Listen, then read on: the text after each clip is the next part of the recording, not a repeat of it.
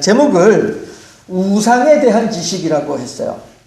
우상에 대한 지식. 예. 재밌는 얘기 한 가지 우선 하고서 넘어갈까요? 고대 그리스의 철학자가 있었어요.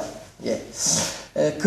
고대 그리스의 철학자라고 하면은요, 대단한 자부심을 가지고 그렇게 명예를 가지고 있는 사람들이에요. 그리고 또 많은 사람들이 존경하는 사람들이 고대 그리스의 철학자 그룹이기도 했었습니다. 그런데 이제 어느 한 사람이 그 철학자가 강을 건너가기 위해서 뱃사공을 불렀어요. 여보시오, 뱃사공! 불렀어요. 뱃사공이 왔죠. 떡 타고서는 건너갑시다. 했어요. 그 이제 이 뱃사공이 막 이렇게 그 노를 저으면서 낑낑 이제 막 힘들게 노를 젓는 모습을 보니까 철학자가 심심했잖아요. 심심해가지고 여러 가지 이제 철학적인 어떤 그런 이론들을 가지고 물어보는 거예요. 뱃사공 혹시 이런 내용을 아시오? 이렇게 물어봤어요. 그랬더니 글쎄요. 이렇게 물어봐요. 이렇게 대답을 해요. 그래요. 그럼 대체 무슨 재미로 사시오? 이러는 거예요. 그러면서 또 이제 좀 있다가 그래도 이제 이 철학자가 또 심심하잖아요. 그래가지고 또 이제 뱃사공한테 여보시오 뱃사공 하면서 왜 그러시오? 철학자 나리 이렇게 대답을 했죠. 당신 혹시 그러면은 이건 아시오? 라고 또 질문을 해요. 그랬더니 글쎄요, 그것도 처음 들어보는 일인데요. 그런 것도 모르면서 무슨 인생의 재미를 느끼고 사노? 무슨 재미로 사시오? 이러면서 이제, 막 잘난 척을 하면서 뱃사공에 부하를 지르는 거예요. 그런데 배가 이제, 그래도 이제 열심히 뱃사공을 이제 노를 저었으니까 배가 이제 한 가운데쯤 이제 왔는데 그때 문득 뱃사공이 철학자한테 그런데 철학자 양반, 왜 그러시오? 혹시 수영할 줄 아시오? 물어봐요. 뱃사공이 철학자한테. 그랬더니 철학자가 글쎄요, 나는 그동안에 공부를 열심히 하느라고 수영을 할 줄 모르는데 수영을 못 배웠는데 이랬어요. 그랬더니 아이고 그럼 당신 이제 죽었어. 이 배가 지금 물이 들어가서 침몰하고 있어. 그러더란 거예요. 보세요. 네. 철학자가 아무리 많은 지식을 가지고 있고 아무리 많은 것을 알고 있다 할지라도 정작 물이 들어오는 배에서 어떻게 해결할 수 있는 방법이 없단 말이에요. 수영을 할 줄 모르니, 배를 타고서 이게 넘어갈 수 있어야 되는데, 배를 타고 저기만 넘어가지 못하고 이제 배가 이제 가라앉고 있으니까요.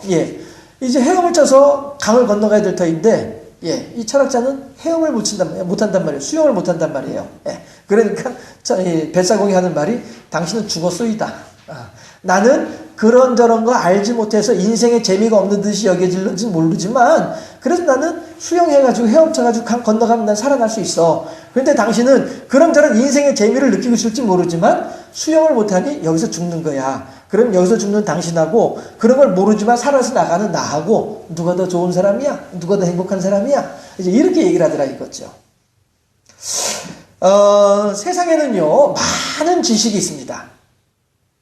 물론 헤엄을 치는 것도 수영을 하는 것도 지식 중에 하나죠. 기술이니까. 그렇죠? 그런데 많은 지식이 있지만은 그 많은 지식들이 나에게 진정으로 유익되느냐에 대해서는 좀 다시 생각해 볼 필요가 있다는 것이죠. 경우에 따라서 이런 지식이 나한테 유익이 되고 경우에 따라서는 저런 지식이 나한테 유익이 될 수 있죠. 요즘에 또 중요한 지식이 뭐냐 하면 인맥이라고 하는 지식이 있죠. 해서 사람들을 얼마나 많이 알고 있느냐 이것 또한 나에게는 경우에 따라서는 유익할 수도 있지만 경우에 따라서는 안 좋을 수도 있다고 하는 것이죠. 이번에 잘 알잖아요. 대통령하고 최순실이라고 하는 사람하고 사이에 그 돈독한 인맥이 결국에는 서로가 서로를 불행의 나락으로 빠뜨리는 그런 관계가 되고 말는 것처럼 말이죠. 해서 인맥이라고 하는 것이 경우에 따라서는 좋기도 하고 경우에 따라서는 안 좋기도 하고 마찬가지로 이 세상의 모든 지식이라고 하는 것이 어떤 것은 경우에 따라서 나한테 좋을 수도 있지만 경우에 따라서 나한테 안 좋을 수도 있다는 거예요. 비슷한 내용의 이소무화가 또 하나가 있죠. 뭐냐 하면 여우하고 사슴이든가 토끼든가 사슴이 맞을 것 같아요. 아마도. 정확하게 짐승은 모르겠지만 사슴이 맞을 것 같아요. 여우하고 사슴하고 하루 숲에서 만났어요. 만나가지고서는 여우가 물어봐요. 사슴아 너는 사냥꾼이 쫓아오면은 어떻게 도망갈래? 이랬더니 사슴이 하는 말이 글쎄 나는 그냥 디립다 냅다 뛰는 것밖에는 다른 도망할 방법이 없는데? 그랬더니 여우가 뭐라고 얘기를 하냐면은 아이고 넌 그래가지고 이 험한 세상 어떻게 살아나갈래? 나는 말이야 사냥꾼이 나한테 총을 쏠리고 다가오면은 화살을 쏠리고 다가오면은 난 도망갈 수 있는 방법을 수십 가지를 알고 있어. 비가 올 때는 이렇게 도망을 가고 비가 안 오고 날씨가 맑을 땐 저렇게 도망을 가고 바람 불 땐 그렇게 도망가고 하면서 막 떠버리고 있는 거예요. 예. 그렇게 하는 중인데 사슴이 하는 말이 야 여우야 큰일 났다. 왜? 지금 저기 사냥꾼이 오고 있어. 너 여러 가지 도망가는 방법이 있다고 했지? 나는 도망가는 방법이 한 가지밖에 없어. 그러니까 난 열심히 뛰어서 도망갈 테니까 넌 알아서 네가 좋은 방법 택해가지고 도망가. 알았지? 하고서는 사슴을 막 디립다 이제 뛰어가지고 도망을 가는 거예요. 그런데 여우는 자, 첫 번째 방법 아닌 것 같은데 두 번째 방법 이것도 좀 적합하지 않은 것 같고 세 번째 방법 이렇게 몇 번째 방법을 사용해서 도망갈까 이거 계산하고 있다가 사냥꾼한테 붙잡혔다고 하는 그런 우화도 있습니다. 이렇듯 우리들한테요 여러 가지 지식이 있고 여러 가지 우리들한테 필요한 것처럼 여겨질 것들이 있을 수 있겠습니다만은 그러나 가장 중요한 것은 이거죠. 예, 함께 읽어보도록 할까요? 성경 저희 본문 구절을 이렇게 한쪽으로 인용한 거니까 함께 읽어보도록 할게요. 호세아 4장 6절 내 백성이 지식이 없어서 망하는구나. 여기서 말하는 지식이 어떤 지식이겠어요? 하나님에 대한 지식이죠. 여호와에 대한 지식인 거예요. 네. 그런데 이 백성들이 하나님에 대한 지식이 없으니까 나는 천천의 수양과 만만의 기름을 원하는 것보다도 너희들의 순종을 원한다라고 하시는 하나님의 참뜻, 하나님에 대한 지식이 없다 보니까 이 사람들은 엉뚱하게 행하면서도 그것이 잘한 것이냐 이렇게 생각하고 있더라는 것이죠. 우리들이 그 정확한 지식을 갖는다고 하는 것은 우리들의 참 중요한 의미를 가지고 있습니다. 예전에 IMF가 우리나라에 있었죠. 해서 그때 많은 사람들이 경제적으로 어려움을 겪고 곤란한 상황을 만나고 이랬었습니다. 예. 그 당시에 이제 사람들 사이에서 이제 오갔던 예화 가운데 하나를 제가 잠깐 소개해 드리도록 할게요.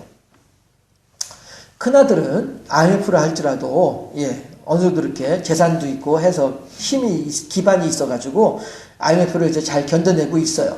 그런데 둘째 아들이 IMF를 영 견디지 못하고서 결국에는 도산하고 말았어요. 그리고서 신용불량자가 돼가지고 도망을 다니는 거예요. 그렇게 한 중에 이제 그 아버지의 8술 생일이 됐어요. 그랬더니 큰아들이 이제 그 동네 잔치를 벌이는 거예요. 동네 잔치를 벌여놓고 이제 어머니 아버지를 이제 상석에 앉혀놓고 동네 사람들 쫙 이제 초대해놓고 이러고서 이제 여러분 제가 있잖아요 우리 어머니 아버지의 생신을 맞아서 여러분들 앞에 이렇게 대접을 하니 동네 어르신들 맛있게 잡수세요 하고서 이제 그 앞에서 막 그냥 절을 하고 재롱을 부리고 그 다음에 또 이제 막 악대 불러다가 막 노래를 하고 그냥 마당에다 천막 쳐놓고 사람들 막 춤추게 하고 여러분들 잘 아시는 거 있죠. 이러면서 춤을 추게 하고 막 이렇게 하면서 노는 거예요. 그러면서 이제 큰 아들이 어머니 아버지한테 와가지고 어머니 아버지 기분 좋으시죠? 제가 오늘 어머니 아버지 생신 맞아가지고 제가 돈을 말이야 뭐 한 500만 원 썼습니다. 뭐 이렇게 하면서 기분 좋으시죠? 예 건강하세요? 막 이러면은 어머니 아버지 체면에 오냐 그래 고맙구나 수고 많다 아이고 여러 가지 힘들 텐데 이렇게 돈을 많이 써서 어떻게 하니 이게 이제 점잖은 부모의 그 인사치레죠. 그렇지만 그 속마음은 뭐예요? 속마음은 아이고 야야 이런데 돈 쓸 일 있으면은 좀 아껴가지고 네 동생 좀 찾아와라. 이게 부모 마음이잖아요.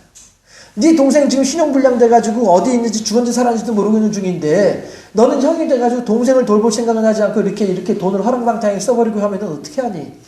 물론 네가 부모를 위해서 이렇게 돈을 쓰는 것도 부모 입장에서 고맙긴 고맙다만 이것보다 부모에게는 더 중요하고 더 애끓는 일이 있어. 네가 생일상 안 차려주더라도 네가 가서 동생 데리고 오면은 그게 나한테 진짜 선물이야. 생일 선물이야. 이게 부모 마음이잖아요. 그쵸?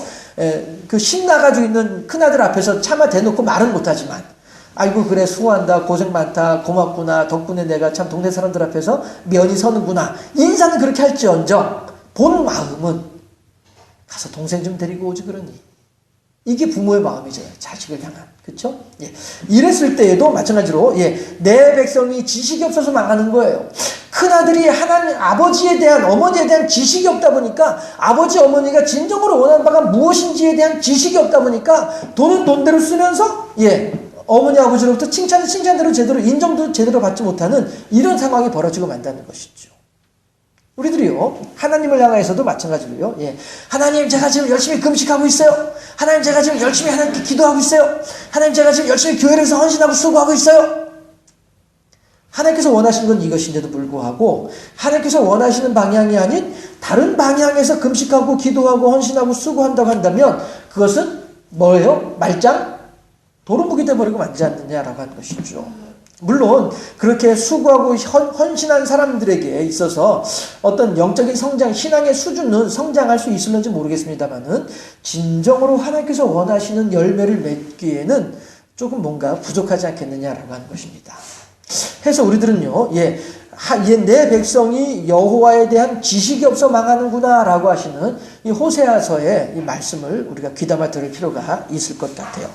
그렇다면 우리들은요, 그 많은 그 다양한 지식들이 있는 가운데서 우리들은 오늘 제목과 마찬가지로 우상에 대한 지식을 가져야 돼요. 야, 참 기분 나쁘죠. 예. 아이고, 내가 말이야, 뭐 하다 말이야, 우상에 대한 지식이 필요한 게 뭐가 있어? 내가 우상에 대해서 뭘 공부할 게 있다고 그래? 우리 얼마든지 그렇게 얘기할 수 있을 거예요. 그렇지만 아니에요. 적을 알고 나를 알아야 백전 싸워서 백전백승을 할 수 있는 거예요. 예. 우상에 대한 지식을 가지고 있어야만이, 그래야 온전한 하나님의 영광을 우리가 돌려드릴 수 있다라고 하는 것이죠. 해서 우상에 대한 지식을 보자면은, 우상은 첫 번째 별거 아니에요. 우상은 별거 아니에요. 아무것도 아니에요. 우리가 그거 알잖아요.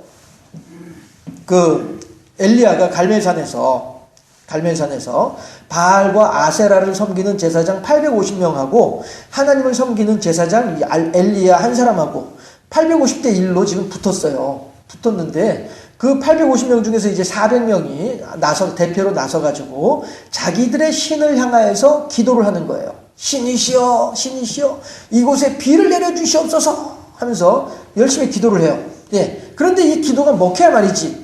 기도가 안 먹힌단 말이에요. 그러니까 이 사람들이 나중에 어떻게 하냐면은 칼을 가지고서 몸을 자해해 가면서까지, 그러니까 내 몸에 피를 흘려가면서까지 그렇게 자기들의 신을 향하여서 비가 올 것을 기도를 하고 있어요. 자, 그럼 여러분 이거 한번 생각을 해봅시다. 그 사람들이 평상시에 자기의 신을 향하여서 비가 올 것을 위해서 기도를 할 때에 비가 온 적이 있었을까요? 없었을까요? 그 이전에, 지금 엘리야하고 만나기 이전에 그들의 신을 향하여서 기도를 했을 때 그 기도가 응답을 받았을까요? 못 받았을까요? 여러분 어떻게 생각하세요?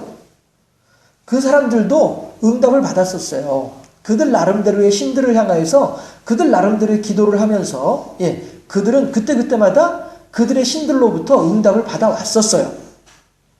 그런데 정작 오늘 이 온 이스라엘 사람들이 다 모여가지고 있는 이 갈멜산에서 오늘같이 중요한 때에 내가 섬기는 신을 향해서 기도를 해가지고 그 기도가 응답돼서 이 땅에 비가 내리기만 하면은 온 이스라엘 백성들이 다 내가 섬기는 신을 섬길 판인데, 그런데 비가 안 오는 거예요.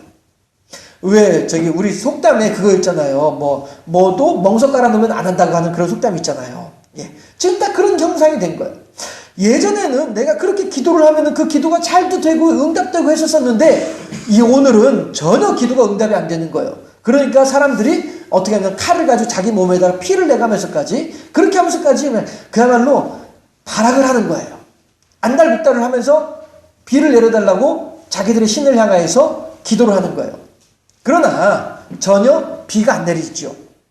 엘리야가 막 조롱합니다. 야, 더 해봐. 아직 시간 많이 남았어. 해 떨어지기 전까지 더 해봐. 막 이러면서 막 엘리야가 조롱을 하죠.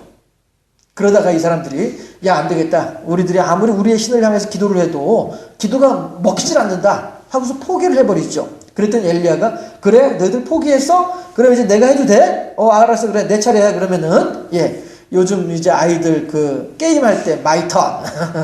이제 내 할 차례야. 너희들 한번 잘 두고 봐봐. 이러고 난 뒤에 이제 엘리야가 하나님한테 기도를 하니까 어떻게 해요? 비가 내리기 시작하는 거죠. 이게 무슨 얘기예요?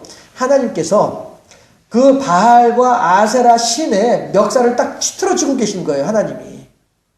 왜 틀어주고 계세요? 야, 너희들의 제사장들이 아무리 너희들한테 기도를 한다 할지라도 너희들은 절대 그 기도 들어주면 안 돼. 내가 너희들의 멱살을 딱 틀어주고 있으니까 너희들은 가만히 있어. 하나님께서. 그런데 하나님께서 또 뭐라고 하시냐면은, 내 제사장, 내 종 엘리야가 기도를 하면은 그때 내가 비를 내려줄 것이니까 너희들은 가만히 있어. 꼼짝도 하지 마. 이거란 말씀이죠. 지금 갈멜산에서는 엘리야가 450명, 850명의 제사장들을 쥐었다 놨다 막 쥐락펴락하고 있는 중이고, 하늘에서는, 영계에서는 하나님께서 바알과 아세라 신의 멱살을 딱 틀어지고서 꼼짝 못하게 하고 계시는 이런 상황이란 말씀이에요. 땅에서는 엘리야가 승리를 하고 있고, 하늘에서는 하나님이 승리를 하고 있고, 이 상황이란 말씀이죠. 그런데 이러한 상황에 대한 이것이 바로 뭐냐 하면 우상이 별거 아니란 거예요. 오직 하나님의 권능 아래에 있는 것들이고 사람의 창조물들밖에 안 되는 거예요. 하나님의 창조물이 아닌 사람이 고안해낸 것밖에 안 되는 것이 우상이란 말씀이죠. 해서 우상은 별거 아니에요. 우리들이 우상을 무서워할 필요도 없고요. 우상을 두려워할 필요도 없고 신경 쓸 필요도 없어요. 그냥 너 거기 있냐? 그래 네 알아서 해라.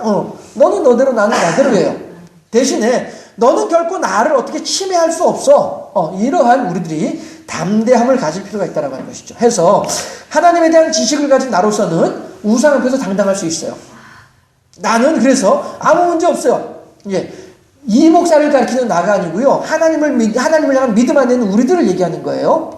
하나님에 대한 굳건한 믿음, 우상이 별것 아니다라고 하는 것에 대한 지식을 가지고 있는 우리들, 이러한 우리들 각자의 나. 나는 우상 앞에서 두려워할 필요도 없고요. 우상을 신경 쓸 필요도 없어요. 우상을 그 별거 아니에요. 아무것도 아니에요. 단지 그냥 돌덩어리일 수밖에 없고요. 단지 그냥 나무 조각일 밖에 없어요. 단지 그냥 그림 하나밖에 없는 거예요. 그런 얘기를 하더만요. 달마도 있죠, 달마도. 달마도는 걸어놓기만 해도 그 영험한 기운이 자기한테 온다. 이렇게 생각하는 사람들도 있더라고요. 그림을 통해서도 어떤 능력을 덧입을 수 있다고 생각하는 그런 사람들도 있던데, 우리들은 우상 앞에서 당당할 수 있습니다. 왜요? 하나님께서 나의 보증이 되어주시고요. 하나님께서 나를 돌봐주고 계시기 때문에 우리들은 얼마든지 우상 앞에서 당당할 수 있다는 것이죠. 그런데 문제는 뭐냐 하면 믿음이 연약한 자가 어떻게 믿음이 연약한 자냐면요. 이런 사람이에요. 함께 읽어보도록 할까요? 믿음이 연약한 자가 어떤지 함께 시작. 아직 율법에서 벗어나지 못한 자. 이 사람들을 얘기를 하는 거예요. 그러면은 하나님의 율법은 뭘 얘기를 하는 거예요? 우리가 지금 계속 이제 수요일마다 레위기를 보고 있잖아요. 레위기에서는 먹을 수 있는 음식과 먹지 못하는 음식에 대해서 계속 가르쳐주고 있어요. 이번 주에는 이제 어류, 물고기들 가운데서 먹을 수 있는 것과 먹을 수 없는 것에 대해서 생각해 볼 거예요. 이것을 이제 이른바 정결례라고 하거든요. 우리들이 하나님 앞에서 정결해지는 규례라고 해서 정결례라고 얘기를 하는데, 유대인들은요, 이미 오래전부터, 이 세상에 태어나면서부터 이 정결례를 귀에 못이 박히도록 들어왔던 사람들이 유대인들이에요. 그러다 보니까 이 유대인들에게는요, 우상에게 바쳐진 제물을 먹느냐, 안 먹느냐라고 하는 문제는요, 너무너무 중요한 문제인 거예요. 왜? 아직 유대인의 떼국물이 덜 빠졌기 때문에. 아직 유대인으로서 율법을 지키던 습성이 아직 남아있기 때문에, 그렇게 하다 보니까 이 정결례에 대한 그 관념이 아주 고정적으로 이렇게 박혀있는 거예요. 틀에 박히듯이 이렇게, 전혀 변할 수 없는 이러한 이제 것이 되어져 있다는 말씀이죠.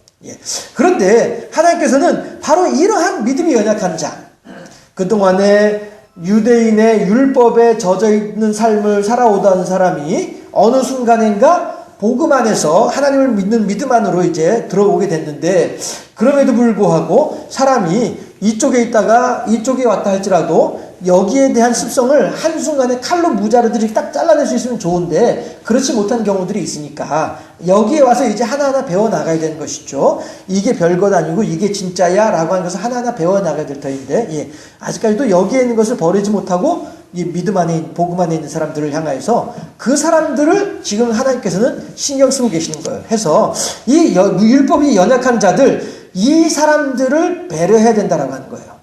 그래서 시장에 나오는, 그 당시에 시장에 나오는 고기, 그 당시에 여러 우상을 섬기는 신전들이 있었는데 그 신전들마다 각자 자기들 나름대로의 제사의 규례들이 있었을 것 아니겠어요? 예, 하다 보니까 우리 이제 율법에서는 하나님은 제단에 올린 고기들은 다 태워서 없애라. 이것이 하나님의 율법이지만, 규례이지만, 예, 우상들은 신전에 올린 고기라 할지라도 다시 도로 내다가 팔 수도 있도록 하는 이런 이제 우상들도, 규례들도 있었던 거예요.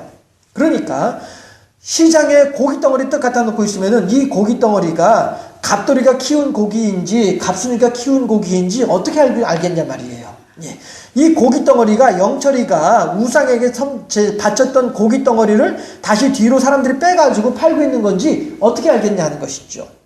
그래서 정통 율법주의에 젖어 있는 유대인들은 예, 여간에서는 시장에서 물건을 사지 않고요. 여간에서는 사지 않고 자급자족을 하려고 하는 이런 경향이 있다는 것이죠. 그리고 또 한 가지. 이러한 이제 상황들이 이제 현실적으로 다가오다 보니까 바울은 무엇이라고도 얘기를 하냐면 네가 어느 집에 가서든 음식을 먹을 때 고기 음식이 나오게 되면 그 고기 음식에 대하여서 주인한테 혹시 이 음식이 우상에게 바쳤던 음식이요 아니요 라고 물어보지 말라는 거예요. 만약에 물어봐가지고 주인이 예 맞아요 그 우상에게 바쳤던 고기인데 싸게 팔길래 사왔어요 라고 하는 말을 듣게 되면 나는 그 음식을 먹지 못한다는 거죠.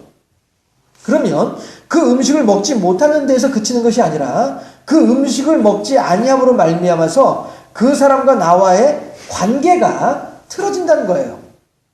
예, 이것은 그 당시 그 나라 사람들이 손님을 대접하는 규례였기 때문에 그래요.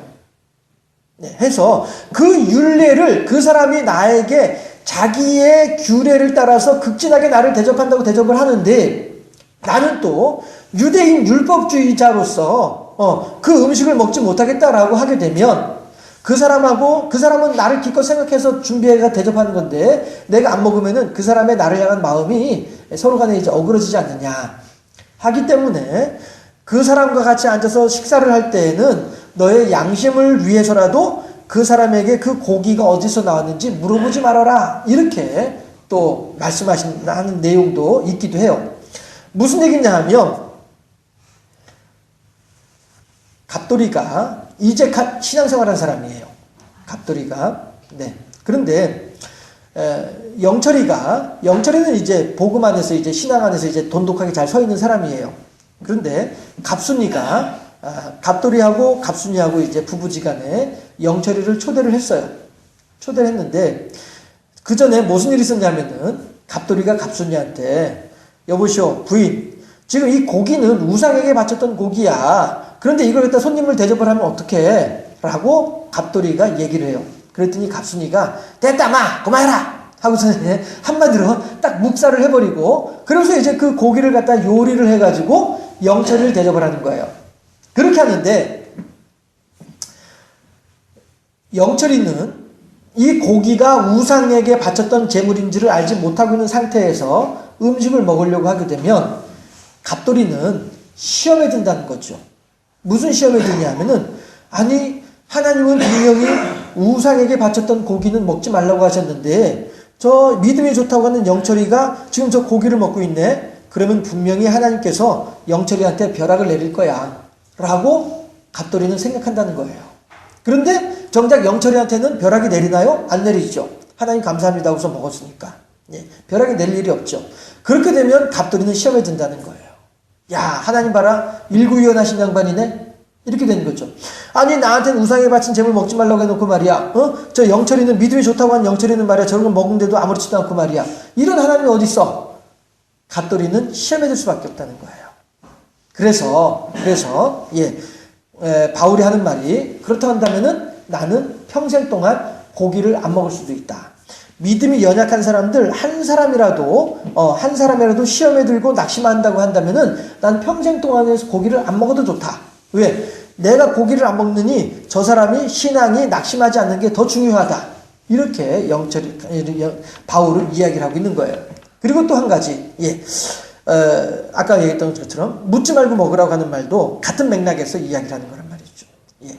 갑순이는 지금 이제 다른 상황으로 갑돌인 없이 갑순이하고 영철이만 둘이서 이제 식사를 하려고 하는 거예요. 갑순이는 이 고기가 어디서 온지 알아요. 예. 그런데 영철이가 그것에 대해서 안 물어보고 그냥 하나님 감사합니다 하고 먹으면은 무방하다라고 하는 거예요.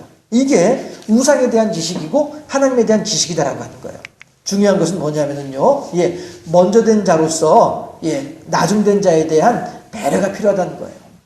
그걸 먹고 안 먹고의 문제가 중요한 것이 아니라, 아직 믿음이 연약한 사람이 그것을 받아들이기 어렵다고 한다면, 우리가 그를 위해서 배려하고 양보하고, 마음을 써줄 필요가 있다라고 하는 것이죠. 이게 중요한 거예요. 해서, 우리들은 이걸 마저 생각을 할 수 있어요. 본문 8절, 11절 말씀, 함께 합독하도록 합시다. 오늘, 예. 고린도전서, 예. 그래서 제가 본문을 안 써놓고 있습니다. 고린도서 8장 11절 말씀 함께 합독해 보도록 합시다. 11절 말씀.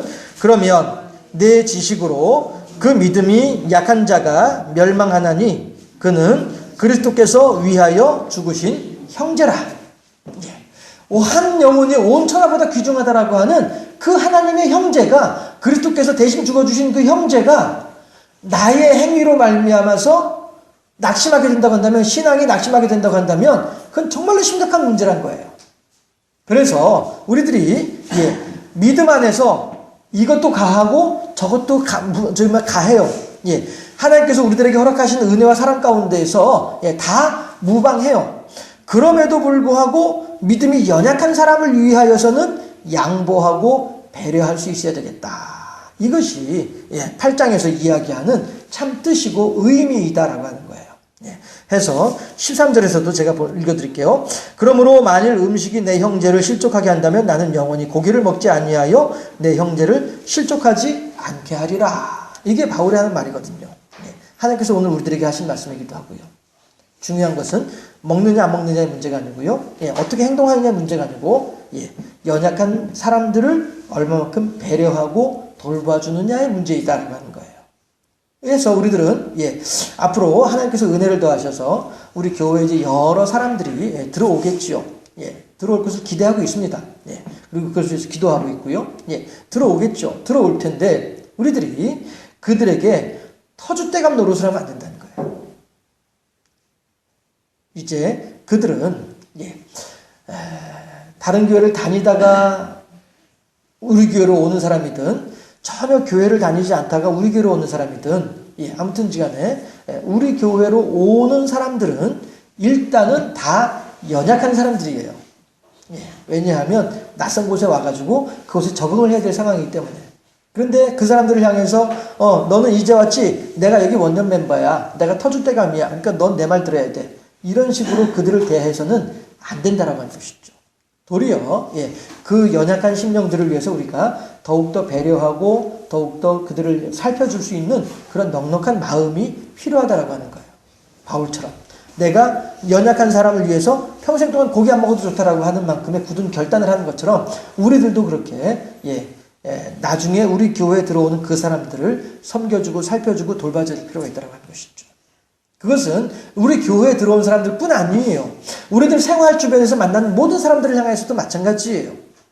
그들을 향해서도 내가 그래도 교회인인데, 내가 그래도 교회에서 이런저런 역할을 하고 있는 사람인데 라고 하는 그런 자부심을 가지고 있다고 한다면, 그런 자긍심을 가지고 있다고 한다면, 그래, 내가 너를 위해서 양보해 줄게.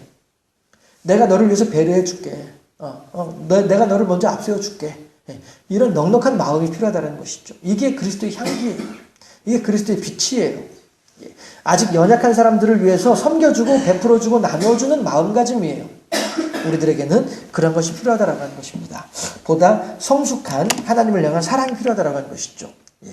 하나님은 우리들한테, 예, 편애를 하려고 하는 것이 아니에요. 예. 도리어 탄력적으로 한 사람이라도 더 많은 사람들을 구원시키고 하나님의 나라로 데리고 가고자 하는 하나님의 방법이다라고 하는 거죠. 해서 우리들이, 예, 목사님은 말이야, 우리들은 말이야, 찬밥 신세하고 말이야, 저 새로운 사람만 좋아라 하고 말이야, 이렇게 생각하지 마시라는 거예요. 예. 제가 기존의 교인들을 찬밥 신세하면서 새로운 사람들만 유의하는 그러한 이유 때문에 그렇게 하는 것이 결코 아니고, 예, 새로운 사람은 어쨌든 연약한 사람이기 때문이다라고 하는 거예요. 예, 하나님께서 선택하시는 탄력적인 방법이다라고 하는 것을 우리가 생각을 하면서, 예, 우리 또한 그렇게 스스로 나를 비워서 다른 사람들을 세워줄 수 있는 이런 넉넉하고 성숙한 신앙의 사람으로 세워질 수 있기를 주님의 이름으로 축원합니다. 기도하겠습니다.